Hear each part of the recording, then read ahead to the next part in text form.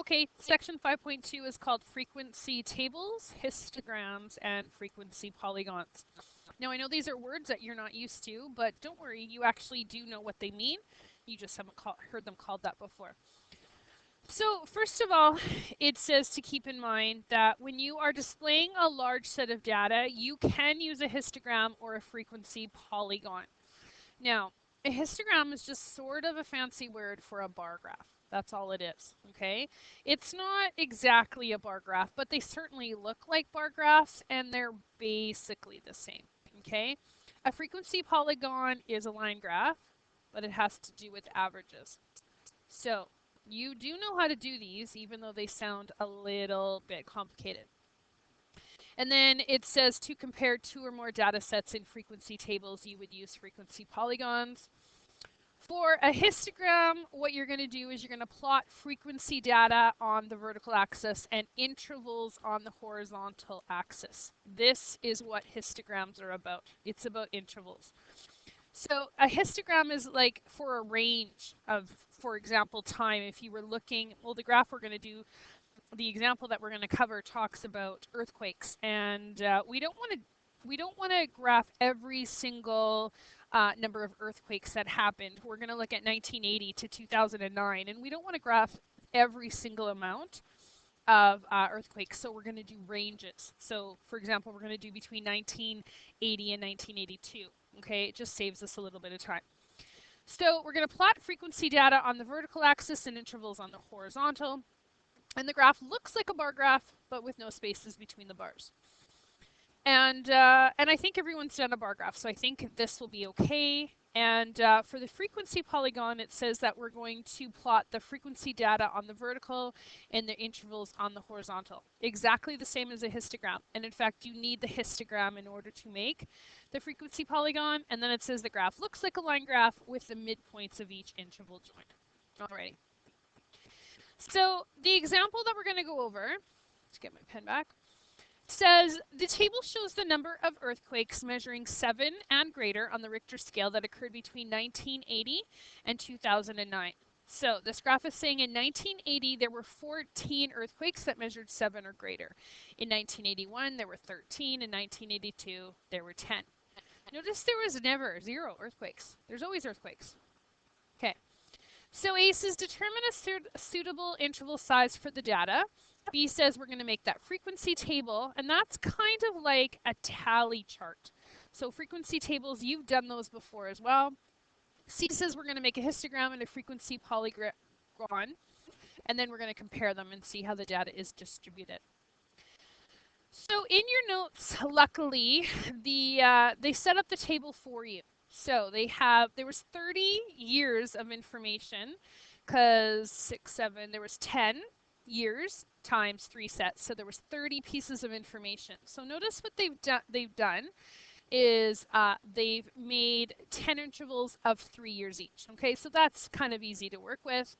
And it says the data's for 30 years. So it says they decided for you to organize the data into 10 intervals of 3 years each.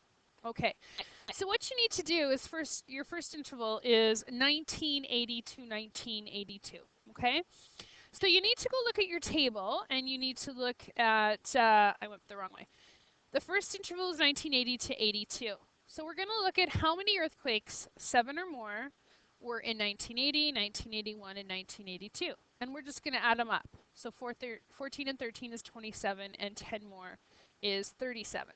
So you're going to write in your table that between 1980 and 1982, there were 37 earthquakes of 7 or more. Okay? So I want you to pause the video now, add them up, because this is something I will ask you to do, so you do need to know how to do it. And see if you can add up the totals of earthquakes in each interval. Okay? So pause the video and then come back and make sure that you're right.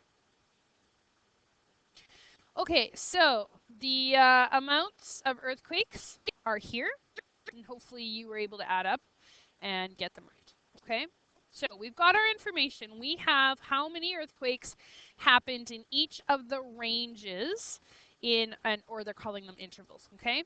And can you, in your notes, put highlighter something? This is really important, this tip information here, okay? This is really, really important on the side. So first of all, it says to create a frequency table for a large set of data, organize the data into a number of equal intervals, and count the number of values that fall within each interval. So again, the intervals were 3 years, and then you went to the table and counted. It says use between 5 and 12 intervals, okay? Not too little, but not too big. And in this example, 10 intervals were used because that made sense every 3 years. Now, this is really important, and we all need to do the same thing, okay? So I'm going to highlight that in a different color because this is really, really important. Sometimes in your notes, when you have intervals, it makes sense. This is 1980 to 82. Then we start again at 83 to 85, okay? And then we start again at 86.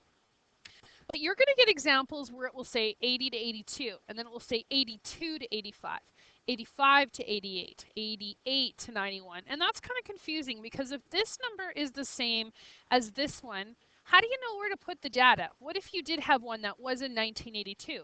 And in your frequency table, this was a 2. That's what I'm talking about. Because some of the examples they give you, this one is the same as this number. So this sort of addresses that problem here. It says for continuous data, include an endpoint such as 100 in the interval before, not the interval after. So if my interval ended in 82 and started in 82, but I had data for 1982, it would go at the end and not at the beginning. Okay, so put a star next to that because you might want to come back and refer to that. Okay. So in your notes as an example, it's not very big unfortunately, but you do have space to put your histogram. And remember, histogram just looks like a bar graph, okay? So it says I created a histogram to display the frequency versus the year intervals. And so frequency always goes on the y-axis and the interval goes on the x-axis. So I used the graph that came with the Smartboard software to make this. You can make sure that your graph in the in your notes is all labeled. I think it is, okay? And so remember that the first total from 1980 to 1982 was 37. So you're going to take your pencil, you're going to go to 37, which is about here. You're going to draw a line across. And please try to use a ruler. I should have used a ruler. I'm going to take that off. I should have used a straight line. So 1937, I'm going to go about here. And I'm going to draw a line. Okay? And then I'm going to go straight down and straight down. Colored if you want, but you don't have to. Okay? And so it looks exactly like a bar graph, except here is for a range. It's from 1980 to 1982, and then 83 to 86, etc. Okay? Remember the second one was 32. So if that's 37, 35 would be about there. So 32 should be lower, and then the next one's 25, so that will be down there. Okay? So I've gone ahead and already colored in my bars. That's what I'm wondering about. That one should have been 32, not, that looks pretty high. I think it should be down here more. Okay, that one was 25, 43, back up there. Let's look a little over 38, 51, 45, 44, 38, and 47. Okay, so looks exactly like a bar graph, except it's called a histogram. And the reason why it's a histogram is because down here on my x-axis, it's for a range of data, not for one piece of data, but it's for a certain interval. Okay, that's the only difference for a histogram. Okay, then we're going to do the frequency polygon, and that's really easy because you go to every single one of your bars and you go to the middle, and this is going to represent all of this data. Okay, so you go to the middle and you put a dot, and then eventually what you do is you line up all the dots. Okay, so I already went ahead, I'm sure you can kind of see it anyway on my graph. And there is my frequency polygon. So it's basically the same information, down, up, down, and then a little bit up. You can kind of see that from the histogram. So it's basically the same information, but I don't know. Maybe it's a little bit easier. Maybe they think that it's helpful. Okay, so we determined the suitable interval size, we created the frequency table, we did the histogram and a frequency polygon, and then D says compare the two graphs. Okay, they're very similar. Describe how the data is distributed. Well, we could say in this range, which was, let's see, that was 92 to 94. This one, 95 to 97, had the most amount of earthquakes.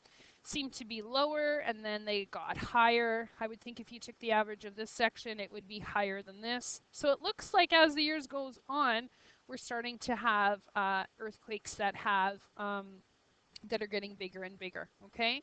So I would say that the histogram data and the frequency polygon data is very, very similar.